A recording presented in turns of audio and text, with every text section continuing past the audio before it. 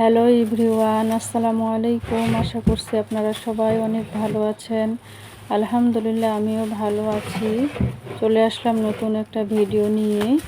তো দেখতেই পেয়েছেন যে অনেক পরিমাণে বৃষ্টি। সোমবারের দিন বিকেলে 6টার পরে অনেক পরিমাণে বৃষ্টি হয়েছিল। সারাটা দিন অনেক বেশি রোদ ছিল, অনেক বেশি গরম ছিল। তো হঠাৎ করে কিন্তু এমন একটা মেঘ চলে আসলো আর এমন তুমুল পরিমাণে বৃষ্টি হচ্ছিল। তো এই বৃষ্টিটা কিন্তু আমরা কল্পনা করিনি যে আজকে এত পরিমাণে বৃষ্টি আর এত পরিমাণে আকাশ ফুটছিল, কি বলবো আর। তো মুষলধারায় কিন্তু অনেকটা সময় ধরে বৃষ্টি পড়লো। অনেকটা সময় বারান্দায় বসে বসে সেই বৃষ্টিটা উপভোগ করেছিলাম, বেশ ভালোই লেগেছিল। তো এটা ছিল কিন্তু তারপরের দিন সকালকার ভিডিও। তো আমার হাজব্যান্ড কিছু আম নিয়ে এসেছিল। তো বাচ্চাদেরকে কিন্তু সকালবেলা সেই আমগুলো এখন আমি ভালো করে গুছিয়ে নিয়ে এখন আমি আমগুলো কেটে বাচ্চাদেরকে দিব, ওরা কিন্তু আম খাবে।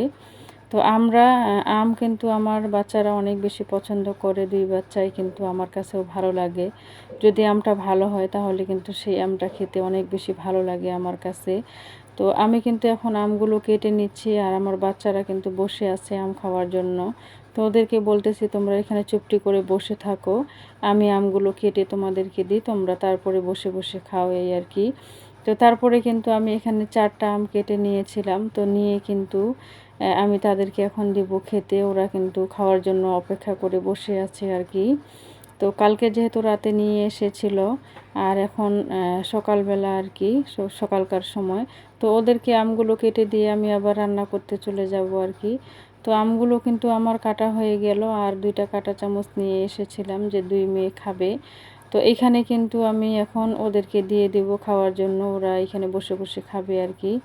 তো আমিও কিন্তু একটু টেস্ট করলাম যে আমগুলো আর কি কেমন। তো আমি পরে খাবো আর কি, এখন খাবো না। তো একটা দুইটা একটু খেয়ে দেখলাম যে আমটা ভালো কিনা। তো অনেকটা ফের ভালোই লাগলো আমগুলো। আমগুলোর খুব মিষ্টি ছিল, ভালো ছিল আর কি। তো তারপরে কিন্তু আমি চলে এসেছি রান্নাঘরে। আর আমি কিন্তু মাটির চুলাতে রান্না করি, ভাত বসিয়ে দিয়েছি। আর এদিক দিয়ে কিন্তু আমি আলু কেটে নিয়েছি আর কি। তো ছোট ছোট করে আলু কেটে নিয়েছি, আলু ভাজি করব। আর শাক ছিল, শাকটা রান্না করব, শাকের ঝোল করব। যেই শাকটা কিন্তু তিতা করে না ওই শাকটা কিন্তু, তো আমার চাচি শাশুড়ি দিয়েছিল, সেই শাকগুলো আমি রান্না করব। তো তারপরে কিন্তু আমি রান্না বাড়া সব কিছু শেষ করেছি। তো শাক রান্না করেছি, আলু ভাজি করেছি, তারপরে একটু শুটকির ভর্তা করেছি, 2টা ডিম ভেজেছি। তো সকালকার আয়োজন আর কি এগুলোই ছিল আমার। তো শাক, আলু ভাজি, শুটকির ভর্তা বা আলুর ভর্তা, এর সাথে ডিম ভাজি, এগুলো কিন্তু সকালকার রান্না করলে অনেক বেশি ভালো লাগে সকালকার খাওয়াতে আর কি। তো আমি কিন্তু রান্নাটা শেষ করে এসে আপনাদের সাথে একটু শেয়ার করলাম আর কি, কেমন হয়েছে অবশ্যই জানাবেন।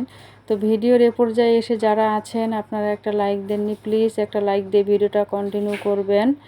আর যদি আমার এরকম সাদামাটা লাইফস্টাইল ভিডিও আপনাদের কাছে ভালো লাগে তাহলে অবশ্যই চ্যানেলটি সাবস্ক্রাইব করে আমার পাশেই থাকবেন। আমি যেহেতু নতুন, আপনারা সবাই একটু আমাকে ভালোবাসা দিবেন আমার নতুন চ্যানেলে, আশা করছি। তো আমি কিন্তু রান্না বাড়া শেষ করে, খাওয়া দাওয়া শেষ করে এখন চলে আসলাম বিছানাটা গুছিয়ে নেওয়ার জন্য। তো সকালবেলা আগে রান্না বাড়া করে নিই, রান্না বাড়া করে নেওয়ার পরে আমি কিন্তু ঘরগুলো গুছাই, যেহেতু হচ্ছে রান্নাটা আমি সকালবেলাতেই করে নিই। আর যখন রান্না করি তখন তো আমার হাজব্যান্ড ঘুম থেকে উঠে না আর কি, বিছানার মধ্যেই শুয়ে থাকে। তো এটা কিন্তু আমার মেয়ের রুম। তো মেয়ের রুমটা ভালোভাবে গুছিয়ে নিচ্ছি আর কি, বিছানাটা।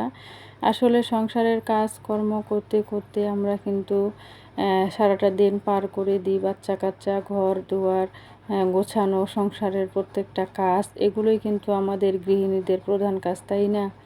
তো আমি এখন কিন্তু বিছানাটা ভালোভাবে ঝেড়ে এখন গুছিয়ে নিচ্ছি আর কি।